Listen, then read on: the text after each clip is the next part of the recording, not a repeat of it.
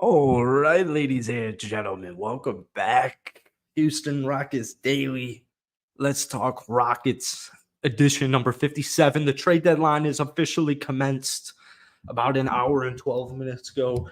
Not too surprising. Not too surprising, as we've been talking about the last couple of days. The Houston Rockets decide to stand pat. I think this was a very beneficial move. I think they have acquired uh, in the last year or so, a lot of contracts that are easily tradable. And, we take a look at a trade like, Toronto and Kelly Olynyk and using like a first round pick, and the value wasn't there. And we didn't really see any big time players get moved. And, there's that crazy stat that 25% of the team, or, like 10 teams have 75% of the picks or something. And Houston is one of them. So there will be emerging stars. There will be emerging superstars that are available for trade and are available to be moved and all that fun stuff. And I fully anticipate the Houston Rockets to make a move sometime this offseason, which we will be talking about in today's show. We're going to make it quick. Yeah. But before we get into it, man, as you guys know, this is available on streaming platforms. Type in Let's Talk Rockets with Jackson Elstro or click the link down below in the description. I appreciate all your guys' love. Our show from like 2 days ago was a career. So we're building it. We're building the blocks piece by piece, view by view, listen by listen. And if you guys want to throw it a rating, that would be cool. I don't really know how climbing the ranks works, but we're going day by day. So thank you for all the love. Let's throw this in and let's get into it. Need to make a cool intro. That'd be cool. All right. So in general, man, this was a super boring, super bland trade deadline. The biggest move was not even at the deadline. Pascal Siakam going to the Indiana Pacers. I got a good tweet here that I'm going to show for my visual guys. It's from Bordeaux. The Rockets have a ton of tradable salary going into the offseason. So we got Steven Adams, our recent addition, 12.6 mil. Jeff Green, 9.6 mil. Jacques Landale, 8 mil. And Jayshawn Tate, 7.1 mil. That's a little less than $40 million. And then we have just a ton of draft capital. And yeah, that's pretty much the idea here. So when you're the GM of a team in any sporting league, you want flexibility. And that's one thing that you see, I feel like, kind of this new batch of GMs in the NBA, Sam Presti, Raphael Stone, Troy Weaver, all these guys, you want flexibility. And that's, to me, what Raphael Stone has implemented ever since he began his tenure as the Rockets GM. He wants flexibility. He doesn't want to be tied down to these long-ass contracts, hence why you see, the Freddie Double V contract. You see contracts like Jacques Landale only getting $1 million, the first year guaranteed.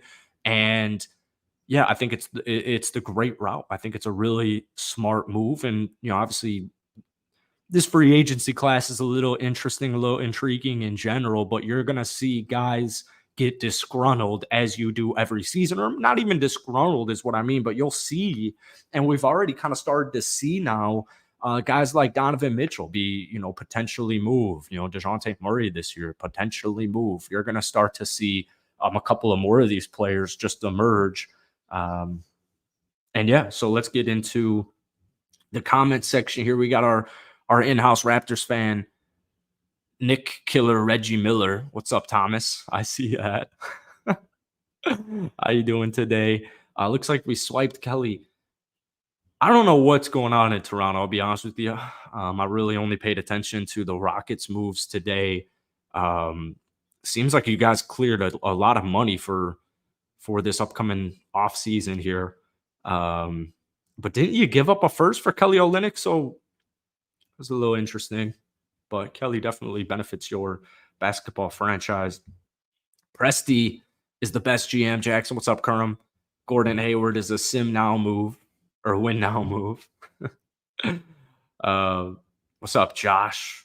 Reggie Miller, Nick Killer, get your bitch off 8 times in 9 seconds, no filler. Word. What's up, David? Should we keep Jaylen Green? So, the Houston Rockets, the reports were, a few weeks ago that we want to win now. And the Rockets are looking, Raphael Stone's looking to make a win now move.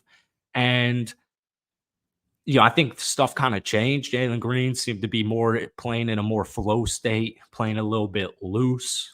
Fred gets down with an injury. We've been seeing these emergence of Amin Thompson and Cam Whitmore playing, competent minutes at a high level consistently. And yeah, they're rookies and they're going to make mistakes, but I think Raf kind of pivoted once the Mikal Bridges uh, became untouchable. And I think, Jalen Green was certainly a trade choice. I don't think like Raphael Stone was itching to trade Jalen Green. I don't think he's thinking, all right, Jalen Green's not going to be a superstar, so let's deal him right here, right now. If we can get a guy, a star level player, an all-star level player in Mikal Bridges. But I would say 100% Jalen Green's job is on the line here for the final couple of months of the regular season.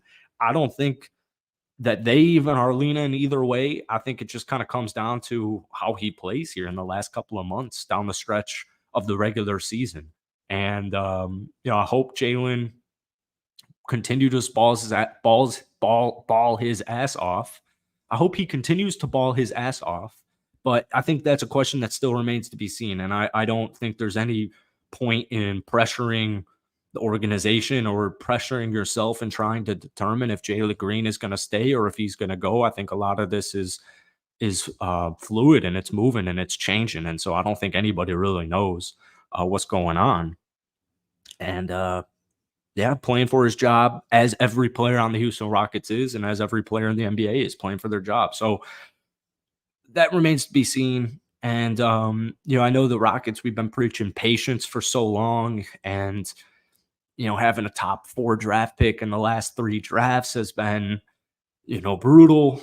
When's this patience going to pay off? And this seems to be the last year here where we're fighting for a play-in spot, but there's a vision, there's an idea that Raphael Stone has, and he wants to continue to implement it.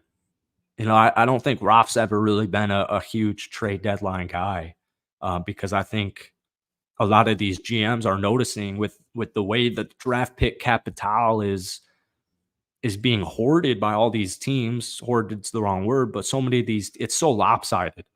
And yeah, you want to make moves and you want to be aggressive, but you also don't want to shaft your team. So what's up? We got a bunch of cats in here. Hit that like button. Let's get some more Rock Show fans in here. Appreciate y'all. Mavs got better. I think we could be looking at a Dallas OKC Western Conference final. I loved what the Knicks decided to do. I loved what the Pacers decided to do. I love the Cavs right now. He only made one trade for Steven Adams. That was it. He not available. Yeah, they're playing the long run with Steven Adams, and he's also a tradable contract if a move presents itself. Once again, we go back to the flexibility that Raphael Stone desires and has. And, you don't want to go be trading for a guy like Zach LaVine, where Levine's making 50 mil a year until 2028, something like that. So I get it, man. Steven Adams is injured, and we still need a backup big. And I anticipate Houston to go after a Robin Lopez or a Bismack Biyombo as kind of a quick fix, a quick Band-Aid on the situation. And I'm perfectly fine with that. I also think there's a strong chance that Jacques Landale gets more second chance opportunities here to see what he possesses. Because I think ideally Houston, as you see on the screen here, he's got an $8 million contract.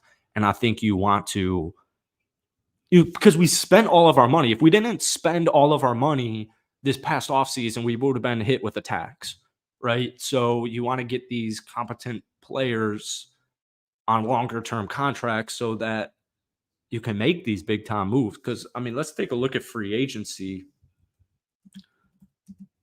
I don't think we're going to be signing any. I think what's the coveted guy right now is Paul George. I would love Paul George on this team, but signing trades exist and all that stuff, and this is not the type of hoops hype. Come on, man. Such a big screen. Klay Thompson. Yeah, here it is. All right. Klay Thompson, Tobias Harris, James Harden, Siakam, Hayward, Kyle Lowry, DeMar DeRozan. I don't even mean to call you that. I'm sorry, DeMar. I love you, and I'm glad you're still with Chicago. Buddy Hield, Mike Conley, Spencer Dinwiddie, D'Lo, Gary Trent, Markel Fultz. So it's like a pretty underwhelming draft class or a free agency class.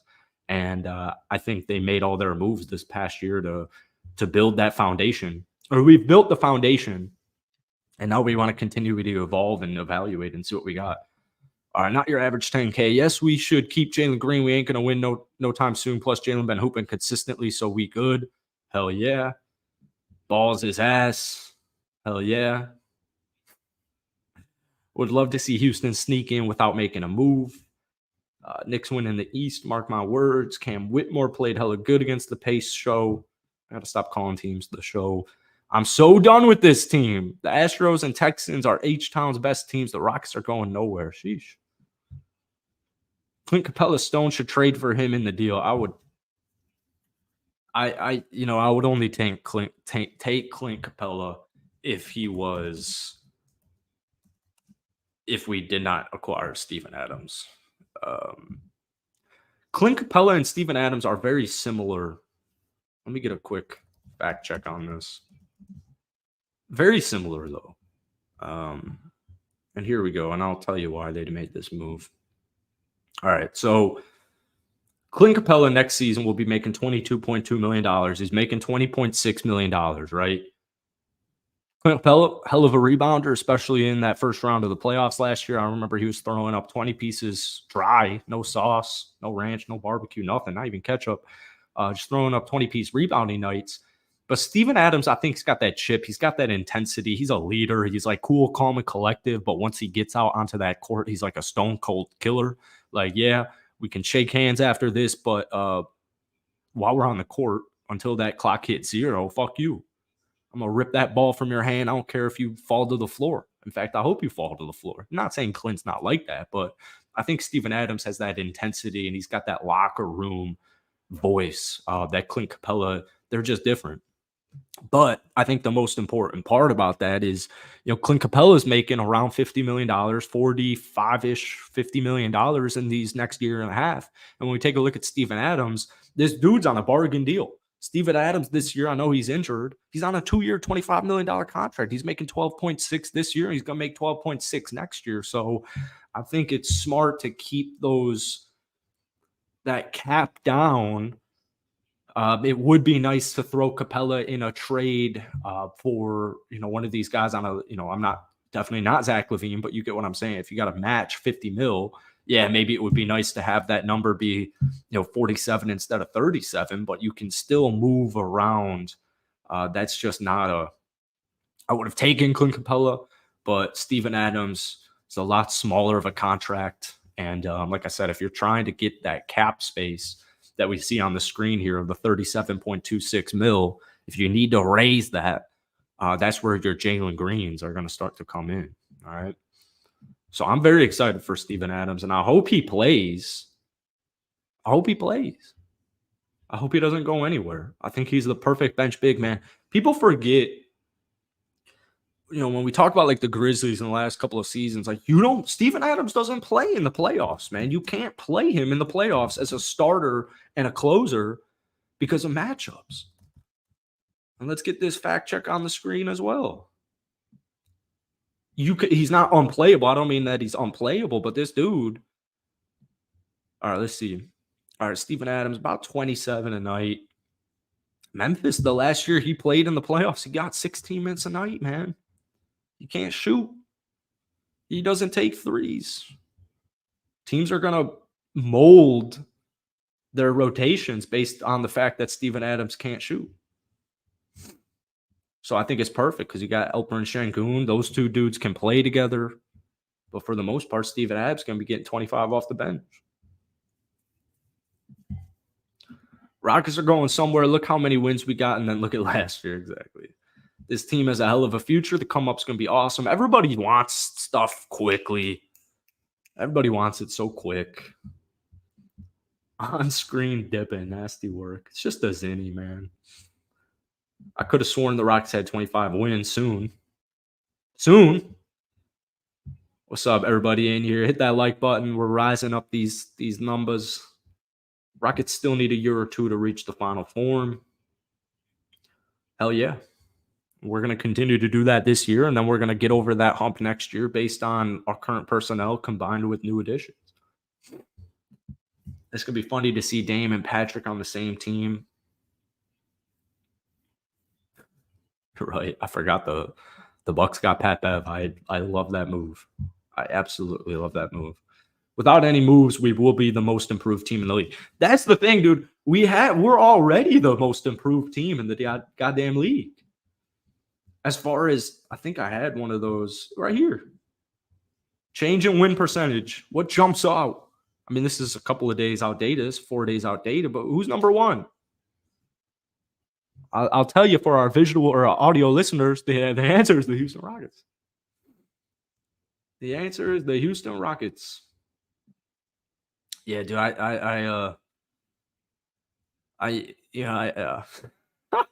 sorry, Thomas. I was the 11th like, 12 people lacking. Hit that like button. Thanks, fellas. Holding it down. All right, let's hit up some of our tweets that I've been sending myself. Sources to the Athletic: Mavericks recently offered 2 seconds for Rockets Jayshawn Tate, but Houston declined. So I know a lot of people like to look at the Raphael Stone asset mismanagement, the KPJ trade, giving away second-round picks. I think the KPJ situation kind of really hurts the asset management argument, because it's like, well, the dude was arrested or however the hell that situation went down, and KPJ wasn't going to be in the league. And any type of value you can get back for him, I mean, you kind of got to hop on that. But I think that kind of lopsides that. But yeah, man. Told you we'll keep it quick today. That's all I got. It's finally warm and sunny here in the Sunshine State. Gonna be cooking some tans. And that's it, man. So once again, as always, this is available on streaming platforms. You guys blessed our show from 2 days ago to be the most listened to episode on Let's Talk Rockets. But this is not a podcast. This is a live talk show. I want to bring back radio, bring back live talk sports. What are tans? Tans just mean you're getting that sunshine, that vitamin, whatever the hell it is. Yeah. And that's when you know the show should be done. That's it. That's all I got. If you're listening to this, rate it, dude. All 3 ratings are people I know, and 2 of them are me. Shout out the 3rd. That's it. Peace. We'll be back. Probably not tomorrow. We'll be back this weekend. Cheers.